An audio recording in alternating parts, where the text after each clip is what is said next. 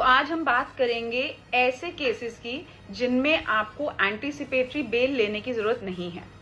Criminal cases जो हैं वो दो तरह से फाइल किए जाते हैं।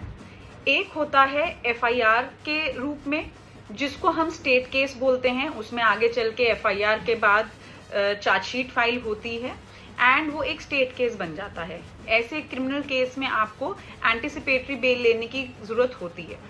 नाउ जो दूसरी तरह का क्रिमिनल केस होता है वो एक प्राइवेट कंप्लेंट के रूप में कोर्ट में डायरेक्टली फाइल होता है, जो कि पहले सीआरपीसी के अंडर सेक्शन 200 में फाइल होता था और अब 223 ऑफ बीएनएसएस में फाइल होता है। तो इस केस में क्या होता है, इस केस में कोई भी पर्सन जो कि एक अग्रीव्ड पार्टी है वो कोर्ट में इन सेक्शंस के अंडर डायरेक्टली एक क्रिमिनल कंप्लेंट फाइल करते हैं, जिसको हम प्राइवेट कंप्लेंट भी कहते हैं।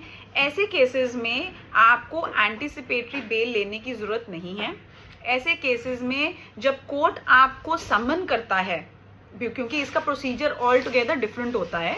इसमें जब भी कंप्लेंट फाइल होती है उसके बाद कंप्लेनेंट अपने विटनेसेस एग्जामिन करेगा। कंप्लेनेंट के विटनेस एग्जामिनेशन के बाद कोर्ट समनिंग पे आर्ग्यूमेंट सुनेगा। आर्ग्यूमेंट्स में अगर कोर्ट को ये लगता है कि जी हाँ केस बनता है, तो कोर्ट उस केस का कॉग्निजेंस लेगा और अक्यूज्ड पर्सन्स को समन इशू करेगा।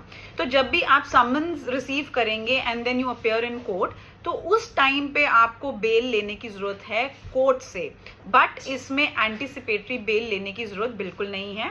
एंटीसिपेटरी बेल हम सिर्फ स्टेट केसेस में लेंगे जो कि इंस्टीट्यूट होते हैं एक पुलिस रिपोर्ट पे। जो प्राइवेट कंप्लेंट है उनको हम कहते हैं cases instituted otherwise than on a police report. उस केसेस में आपको एंटीसिपेटरी बेल लेने की जरूरत बिल्कुल भी नहीं है।